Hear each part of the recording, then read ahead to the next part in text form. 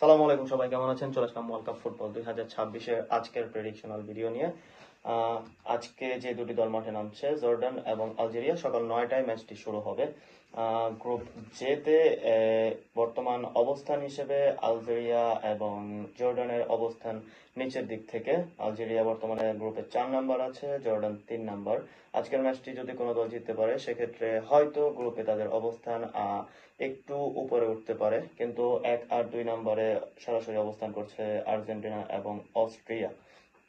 আজকের ম্যাচে স্কোয়াড নিয়ে যদি কথা বলি, হয়তো বেশ কিছু পরিবর্তন দেখা যেতে পারে আজকের ম্যাচে আলজেরিয়ার যে স্কোয়াড আছে সেইখানে। অপরদিকে যদি জর্ডানের কথা বলি, সেখানেও বেশ কিছু পরিবর্তন দেখা যেতে পারে। আলজেরিয়ার বিশেষ করে আগের ম্যাচে তাদের উইং ফরওয়ার্ড পজিশনে রিয়াদ মাহরেজকে দেখা যায়নি, সেখানে হয়তো আজকে তাদের রিয়াদ মাহরেজকে দেখা যেতে পারে। হোসাইন আউরারকেও দেখা যায়নি আগের ম্যাচে। স্বাভাবিক অর্থে আলজেরিয়ার টিমে একটা ইয়াং টিম ছিল, বেশ ভালো খেলেছিল।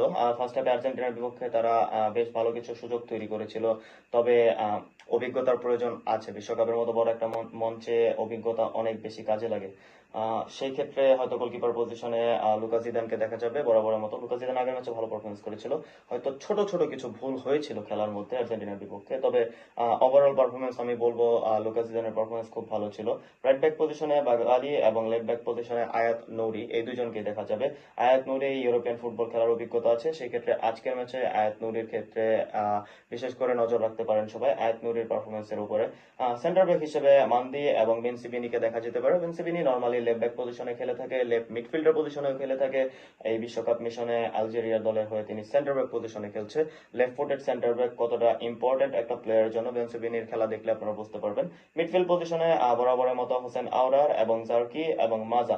বিশেষ করে মাজা, এই প্লেয়ারটা যারা আগের ম্যাচটি খেয়াল করেছেন, মাজা বেশ কিছু থ্রো বল আর্জেন্টিনার বিপক্ষে বের করেছিল। বলগুলো একটা যদিও অফসাইড হয়েছে। আপনারা যদি আর্জেন্টিনা ফার্স্টে যে গোলটা কনসিড করেছিল, সেই গোলটা যদি খেয়াল করেন, মাজা মিডফিল্ড থেকে অর্কেস্ট্রেট করে কিভাবে বলটা নিয়ে থ্রো বলের মাধ্যমে একটা অ্যাসিস্ট করেছিল। যদিও গোলটা পরবর্তীতে অফসাইড হয়ে গিয়েছিল, কিন্তু খুবই দেখার মতো একটা অ্যাসিস্ট ছিল সেই গোলটাতে। ওভারঅল সম্পূর্ণ ম্যাচ জুড়ে মাজা তার পায়ের অনবদ্য ছন্দে যে ফুটবল দেখিয়েছে আমাদেরকে, অনেকটা আমরা মেসি ফিল পেয়েছি মাজার কাছ থেকে।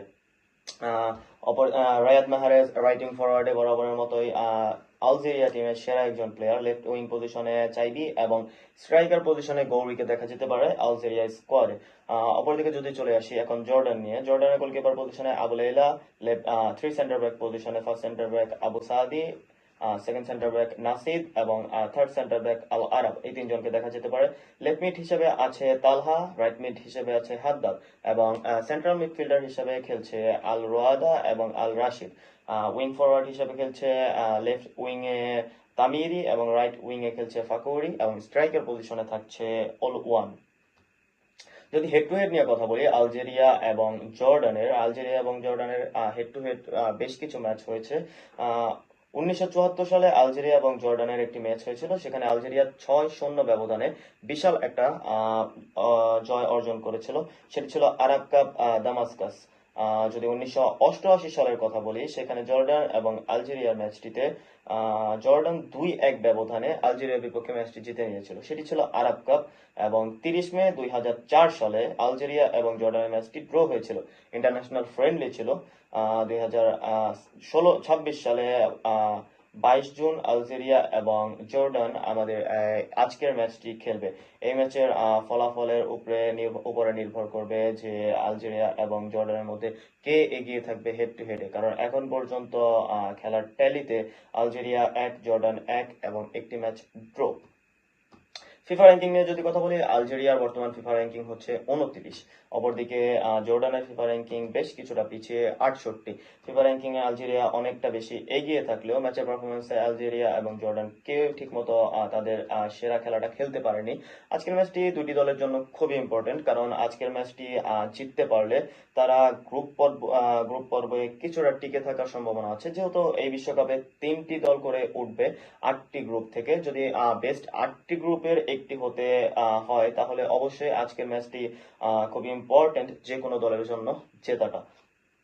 বিশেষ করে আলজেরিয়ার জন্য, কারণ জর্ডানের লাস্টের ম্যাচটি খেলতে হবে আর্জেন্টিনার বিপক্ষে। ওই দিক থেকে আর্জেন্টিনা গ্রুপ স্ট্যান্ডিংসে 1 নম্বর অবস্থান করছে। অস্ট্রিয়াকে আজকের ম্যাচে 2-0 ব্যবধানে হারিয়ে দিয়ে তারা গ্রুপ স্ট্যান্ডিংসে বর্তমানে 1 নম্বর পজিশনে আছে। গোল ব্যবধান হচ্ছে 5, তাদের পয়েন্ট 6। অপরদিকে অস্ট্রিয়ার 2 ম্যাচ খেলে পয়েন্ট হচ্ছে 3। লাস্ট ম্যাচটি অস্ট্রিয়া খেলবে আলজেরিয়ার বিপক্ষে। যদি আলজেরিয়া আজকের ম্যাচটি জিতে যায়, সেই ক্ষেত্রে যদি অস্ট্রিয়ার সঙ্গে কোনো একটা দুর্ঘটনা ঘটে যায়, আলজেরিয়া এই গ্রুপে সেকেন্ড হিসেবে শেষ করতে পারবে। তাই আলজেরিয়ার জন্য এই ম্যাচটা বেশি ইম্পর্টেন্ট জর্ডানের তুলনায়। যাই হোক, আপনারা আমাদের YouTube channel sports zone live বিটিতে চোখ রাখুন। আমাদের যে কোনো মতামত দিতে অথবা প্রেডিকশনাল ভিডিওগুলো দেখতে চাইলে আমাদের ইউটিউব চ্যানেল অথবা ফেসবুকের মাধ্যমে আমাদেরকে বিভিন্ন ধরনের মতামত জানাতে পারেন। Thank you very much.